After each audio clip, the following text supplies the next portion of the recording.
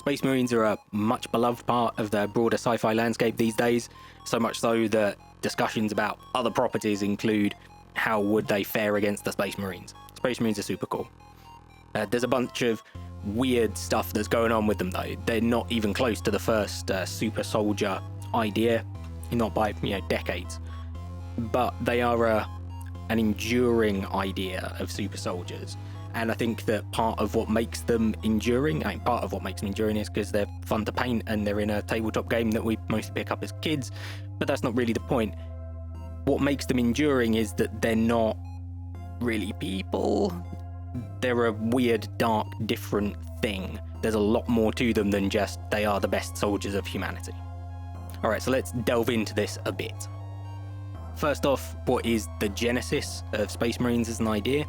And an uncharitable reader would say, well, Games Workshop had knights in their fantasy tabletop game, and when they transplanted the setting into the far future, they just made some space knights. And that's pretty much exactly what Space Marines are, or at least they were. There's some mixed in other stuff there. There's a bit of Roman legionary, the Imperium loves a Roman after all, some Spartan, some Viking, but they're a sort of melange of elite warrior tropes. These are the people that historically we told our sagas and stories and our histories about, the great conquerors of whatever civilization. And it turns out that the great conquerors of most civilizations were, if not heavily armored, but were more so than the peasants, that they were well trained and muscular, and they were the best that society had to offer. So far, so not interesting. As I say, just porting something else that had already worked well into a far future setting. But the weirdness around Space Marines starts almost as soon as you start to see any more details about them. So to start with, what even is a Space Marine in canon? And they are, are they even human is the first question. Theoretically, yes. Practically, no. Space Marines are made from humans, but they're not really humans anymore. You take a small boy, you do terrible things to him with chemicals and brainwashing, you install externally grown organs and implants into him, you do some more brainwashing, you put him in some power armor, and there you go, you have a Space Marine. But pretty much nothing is left of the child that first walked in to start that process. The Space Marine is, depending on the bits of canon you read, is 7 or 8 or maybe even 9 feet tall. They are huge beyond belief, strong beyond belief, and although the canon doesn't talk about it too much, they're much faster than normal human beings and also much more intelligent. They have an eidetic memory, and they have a bunch of value-add perks there as well. They can spit acid, they can hibernate, they can survive in vacuum. They are not humans fundamentally anymore, but they are made to look like humans. And this is the crux of what makes Space Marines interesting from a literary standpoint. Because why do they need to look like humans? Even within the Imperium, there's lots of things that don't necessarily look like a human, from servitors to Skitari to, honestly, the higher ranks of society stop looking like humans. Most of them get cybernetic to some point, and there's a great deal of not cybernetic but biological enhancement technology in the Imperium as well. Anything that you could implant with mechanical augment, pretty much you can implant as a biological squishy gland as well. So there's no fundamental need for a Space Marine to look like a human, except that there is, because their great utility is not in the fact that they go and win battles and wars, although they do. The important thing is that Space Marines are the avatar of humanity. They represent, in a heroic sense, the people of the Imperium. They are made in the image of mankind. You have to imagine that when originally being thought up and putting together some tricked out, pimped up super soldiers, it was just easier at some point to keep them roughly human shape. But once you've got to the point where you're removing their organs and making them so much vastly bigger, they're the size of 2 people, at some point, why are we stopping at not adding extra legs or arms or wings or whatever? But the Emperor made a conscious decision to keep them in the 2-leg, 2-arm, 1-head model. And that's because the legions, as they were at the time, were to some degree a propaganda tool. For anyone who's not seen a Space Marine, they look like humans. They're described as humans because they are just treated as part of humanity in the Imperium. It's only if you've seen them up close that you start to see that they're super not humans. So you can see all of the pictures that come back, all of the memoirs and the artworks that are being made, and it looks like the great battles of the Great Crusade are being won by humans, not by manufactured, constructed golems of the Emperor's will, because that's what Space Marines are. Like, make no mistake about that. Space Marines have the same relation to baseline humanity as a bucket of KFC chicken has to a living chicken. It's done away with the bad parts, it's only kept the good parts, and then it's thrown in a bunch of external stuff to make something that's very specialized at doing one particular thing. And in the KFC case, being reasonably delicious. In the Space Marine case, to being an absolute murder machine. Because humans aren't murder machines, they're pretty deadly, but largely because they act in large numbers and have technology. Not so with Space Marines. Space Marines are weapons in and of themselves. We're left to speculate why exactly the Emperor kept them being quite so human-ish, sort of human passing from a distance. If you think charitably about the Emperor, which you shouldn't because he's a piece of work, but if you were to think charitably about the Emperor, you'd say it's because he wants the whole Imperium to be unified and to be cohesively one. And that includes his Space Marines.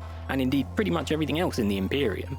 Anything that's not a tank tends to be human-shaped. Even, Titans, Dreadnoughts, Walkers, they look like humans. They are made in the image of people. And there's a sense of thematic unity that runs through that. And that's a good idea, to keep a society together.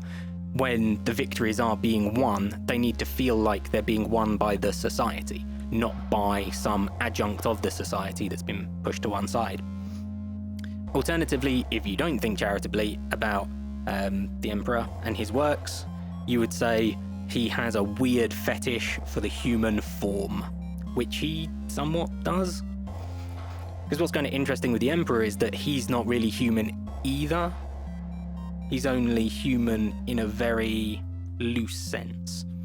Much like the Space Marines, he has a human DNA code, but is a lot more to him than just that. The Emperor reached the point in psychic might where he can just appear however he wants. The fact of whether he has a physical body is up for debate. We don't see him in person all that much, but we do know that he always appears as a man, as a huge man, but as a man nevertheless. And that follows through in everything else that he does. It seems like, we don't know in his own words, but it seems like this is part of his anti-chaos, anti-change, anti-xeno, human race will dominate everything agenda. And somewhere between those two schools, you can kind of see that there's parts of both, right? The Emperor doesn't want his super soldiers looking like aliens, because that will make humanity be more nice towards aliens, which he doesn't want. Even the cooperative aliens, nah, humanity has a manifest destiny, that's not going to happen. And he does legitimately want a united humanity. He wants a cohesive empire. And so there is this propaganda value to it, but there is also a practical sense of venerating the human form and in a sense making this sort of secular religion around humanity. Because that's really what the imperial truth, which is its own subject, puts forward. That humanity does have a manifest destiny, and that's what's going to unite the species in a single purpose. And for humanity to have that manifest destiny, humanity needs to be something definable. It can't have these blurred around the edges things. So once the Emperor had figured out a template for the Space Marines, that they were going to be human-ish, he made them big, because being bigger makes you stronger, but it also makes them more tangibly heroic, shall we say. Space Marines and the Primarchs and the Emperor himself are all larger than life in a literal sense. The physical size is important because for humans who see it, who see these beings in person, they see that their protectors, as it's supposed to be interpreted, are mightier by far than baseline humanity. And that's part of the message that's being sent there. It's also being sent to enemies, primarily other humans, but aliens as well, that Space Marines are horrendously intimidating, that you do not want to mess with these guys. If you're an alien race or a non-attached human colony, whoever it might be, seeing Space Marines for the first time gives you the very correct sense of what they are. Space Marines are monsters. In a galaxy full of monstrous things, humanity has its own monsters to fight them. And that's the box that Space Marines fall into. And unlike other ways of making super soldiers that the Emperor might have tried, making them cybernetic, making them robots even, although the Imperium doesn't like AI like that, but other approaches that he could have taken would have made Space Marines less recognizably human, in that sense of having a human mind in a Space Marine, even one that's been radically altered and changed and brainwashed even. But Space Marines still think and talk and act like humans. They still have a human perspective on the world, which does humanize them. It means that you can have a conversation with a Space Marine. Space Marines are weird and they think about weird stuff, but at least they are still recognizably a person, even if they're not really human anymore. I think this is also a reason why we see a lot of flaws, for want of a better word, in Space Marines and in their conception and how they work, because we know that it's possible to just clone Space Marines. Once you've made one, you can just clone them. There's no real need to make them out of humans. And yet, the Emperor chose this weird approach where the gene seed, one of the extra organs, to make a new Space Marine has to be taken from a dead Space Marine. The Imperium can manufacture them, because each Space Marine has more than one, or at least over their lifespan they develop more than one that can be used. But this is always going to put a lot of limit on how many Space Marines there can be. They can't breed, and they can't be mass produced. They are assembly line produced, is probably the right word, but they still have some sort of connection to humanity, even though the Space Marines don't remember who they originally were.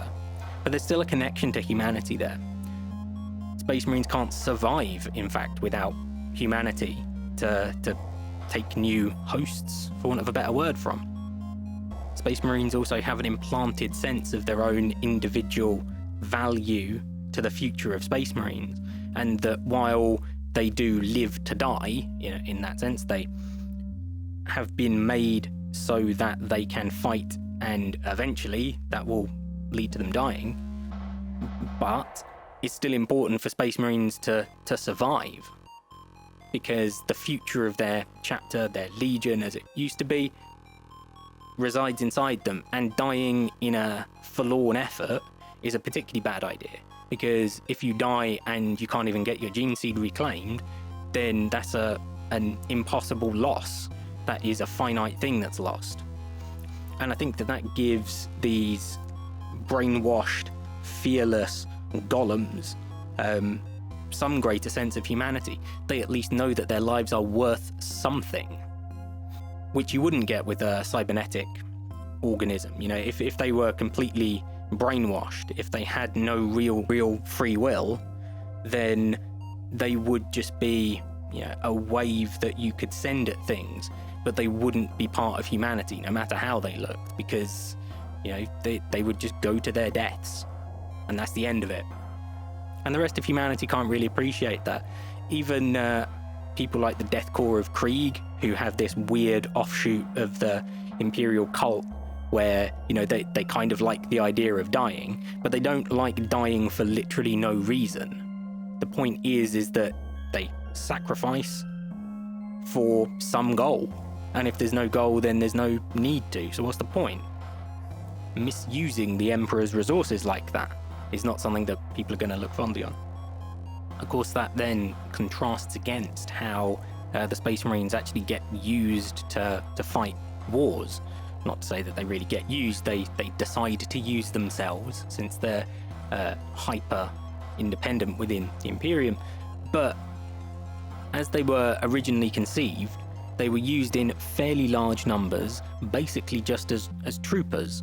They just went down onto a planet in large numbers and marched towards the enemy.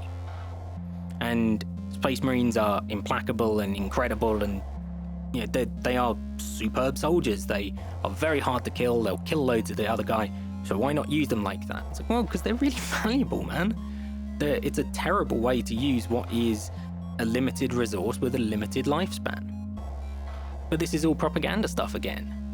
It's the angels of death marching on the enemies of mankind, that they stand shoulder to shoulder like a Roman legion and just run at the enemy.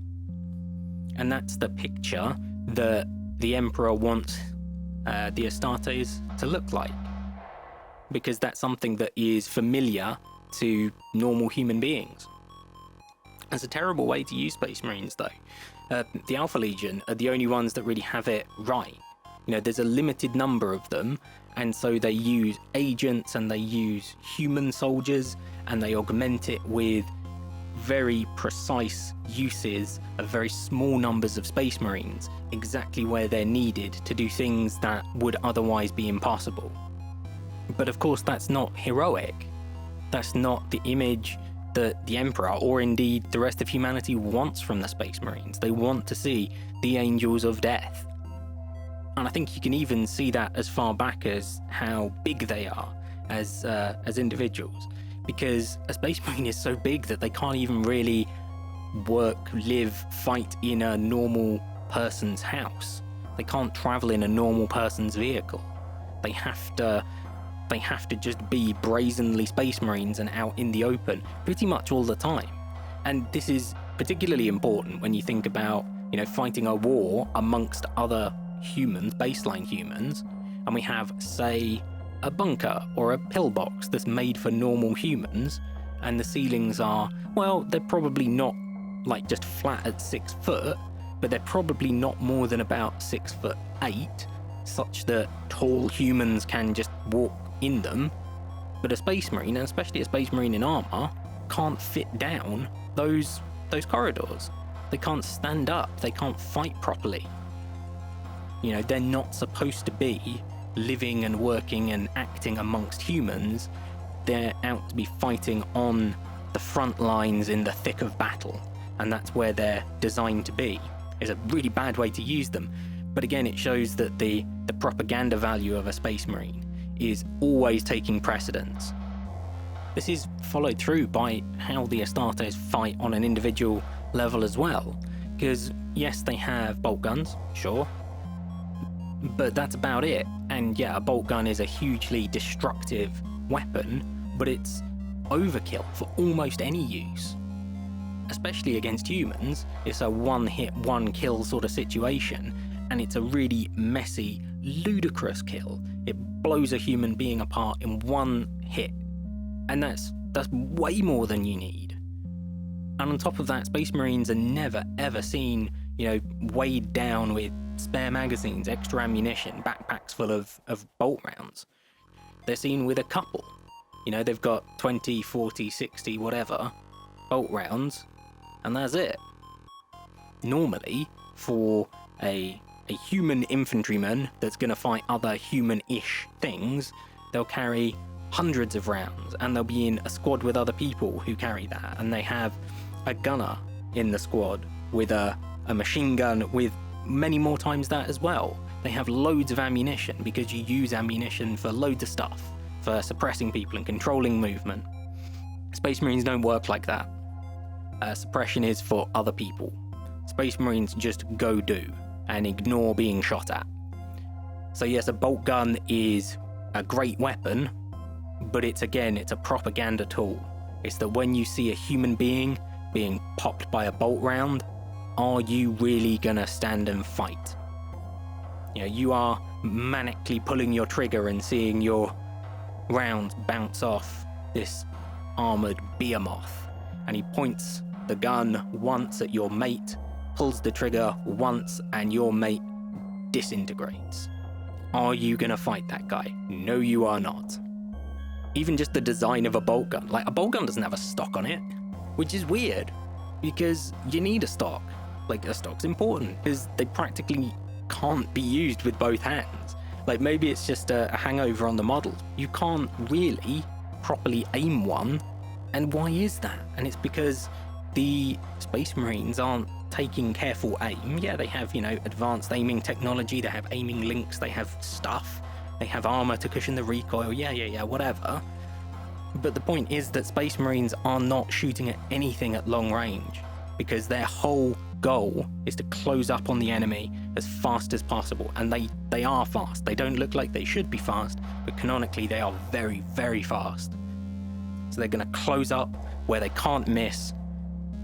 They're going to shoot a couple of you, and then they're just going to hit you with their body and then start hacking at you with whatever comes to hand. Like a Space Marine in power armor can just punch through your head. They don't even need a weapon.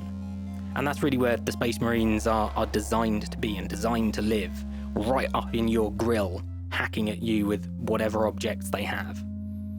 And you can see the parallel back to being a knight or a Roman legionary or a Spartan or whoever, that the only meaningful kind of combat is up close and personal. And of course that's a bit ludicrous, but again, this is all about the psyche and the propaganda value of that, because fighting a war at great range where you never see the opponents, you never see them die, is a different thing to fighting a guy who's up in your grill and you have no way to stop.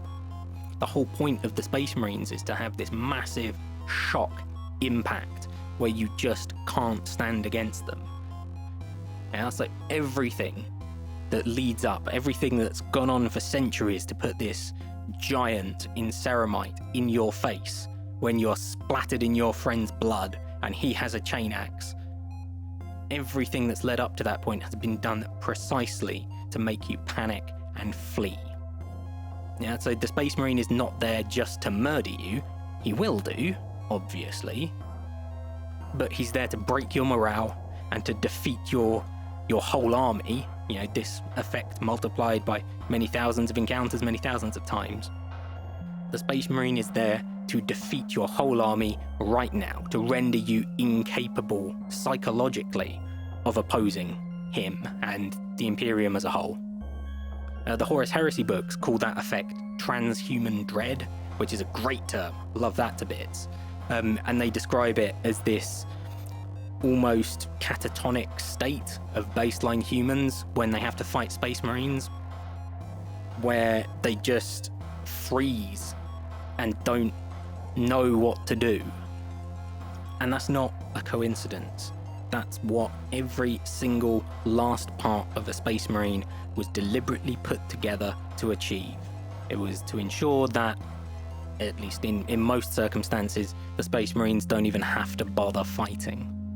Now, of course, Space Marines are extremely capable of fighting anything that's not scared of them, but the primary usage of the Space Marines is as part of the rest of the Imperium, right? They are a symbol for the Imperium. Yeah, the Space Marines can go and do pretty much whatever else, but they have these two twin roles of inspiring humanity and giving humanity the sense that there is real, impossibly huge might in the Imperium, and that it can defeat any enemy. And that's important. You need to inspire all of your guardsmen, you need to inspire everyone, really. And the other side of that inspiration is absolute dread. Anyone who, inside the Imperium, is thinking that it might be a good idea to stage a rebellion should look at a picture of a Space Marine next to a normal person and think, maybe this isn't such a good idea. Because that huge power is there to be wielded against all enemies of the Imperium. And the exact second you become an enemy of the Imperium, this is what you're gonna get. They're not gonna just shoot you once in the head. If the Space Marines are on the march against you, they will tear apart everything between you and them until you are dead. you can dress that up. You can pretend to be an ultramarine and have complex tactics and the proper military underpinnings of it. But from the point of view of anyone who is a human that has to fight the Space Marines, all Space Marines are world eaters. All of them are just impossible to stop murder machines. And some of them are more murdery than others, and some of them are cleverer than others, and some of them have different approaches to it. But if it comes down to it, yeah, they'll just keep punching holes in people until they get to where they need to be. So again, all of this is by design, and it's why the Emperor tolerates, honestly, the Space Marines acting like monsters, not just sort of being monsters under the surface, but when he sees the pre-heresy world eaters just massacring a whole population, and the Emperor says, I'm not sure how much I care. Because they're supposed to be terrifying. I mean, he's probably not quite so keen on the Night Lords just taking a weird pleasure in torturing people, but Space Marines are supposed to be terrifying. What's the big deal? And really nothing is more terrifying than that use of fairly primitive, just hit 'em hard and stab 'em up approach to combat. There's more depth to it, a bit, but it sets Space Marines apart from humanity in a particular way.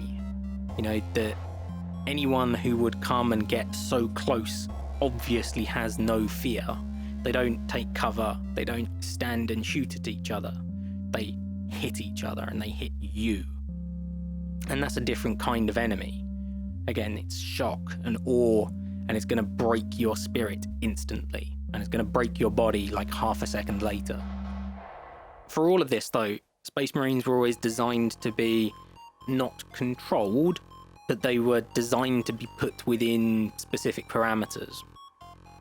So the Emperor never wanted to turn the whole of humanity into Space Marines. He wanted some Space Marines, and he wanted that number to be recoverable, I suppose is the right word. But he didn't want Space Marines to breed, he didn't want them to be cloned, he just wanted this nice balanced population that he could send where it needed to be. The galaxy is a huge place, and in fact that's something else that we should discuss just briefly, is that even during the Horus Heresy, the biggest legions were mostly split up and were only 100,000 or so strong, and that's a tiny number of troops. To fight a planetary war with, yeah, that's not that many guys. And spread across a whole galaxy, when you think, oh, well, maybe there's 1 million Space Marines in the Imperium, maybe there's 10 million Space Marines in the Imperium. It's like, well, there's, 50 million worlds, there's 50 million battlefields. So those numbers start to dwindle very quickly. There would be this top military strata who would deliver a constant stream of victories for the Imperium, but they wouldn't be everywhere in the Imperium. They would be just in the right numbers to be useful and to set this example that could be spread to everyone across the whole Imperium. But they wouldn't be seen very often. They would be constantly looming over the Imperium. So the control there was always personal. It was the fealty of a knight to a lord, and it was something that went directly to the Emperor. There will be no other institutions involved. No one else can command these guys. And they would be glorious and victorious, but terrifying and appalling, and do all of the dirty work, including coming to your house if you say bad things about the Emperor. And that's exactly the kind of thing that you do if you're this crazy bloodthirsty tyrant like the Emperor, who has this twin use of yes, it's going to inspire everyone to join together behind this weird ideology I've got, but it's also going to terrify the hell out of everyone inside and out. And these will be my angels of death.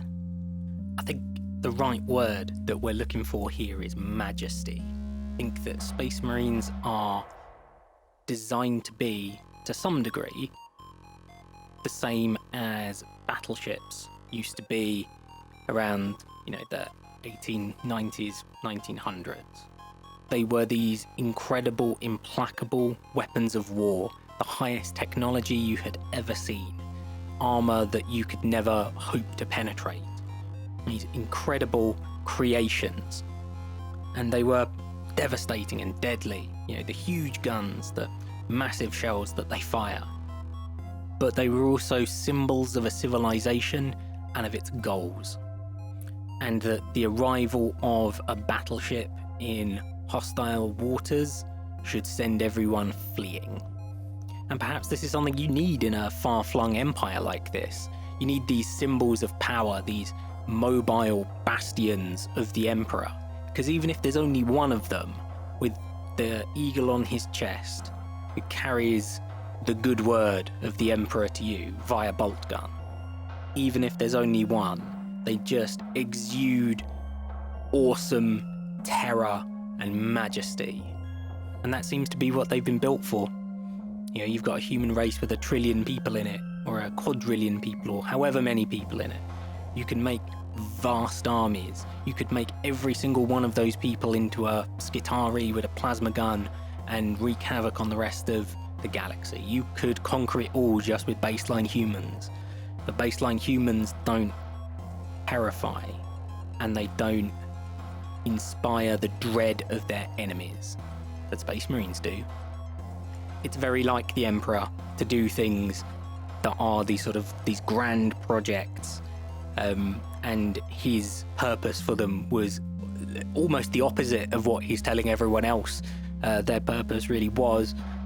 You can imagine the tech adepts saying, "You sure you want to make them that big? Because they're not going to fit through the doors. You know, they won't be able to fight people like that." And the Emperor saying, "So, that's not what they're for, mate. They ain't for fighting, they're for frightening." Alright, good stuff. If you need to refresh your memory on the Imperium and its opposite enemy in the warp, then go back and check out those videos, or go check out videos on other forms of futuristic civilizations that I've done in the past couple of weeks for some contrast. Alright, well, as they say, like, share and subscribe, and we'll be back in another week with, I don't know, we'll find something interesting to do.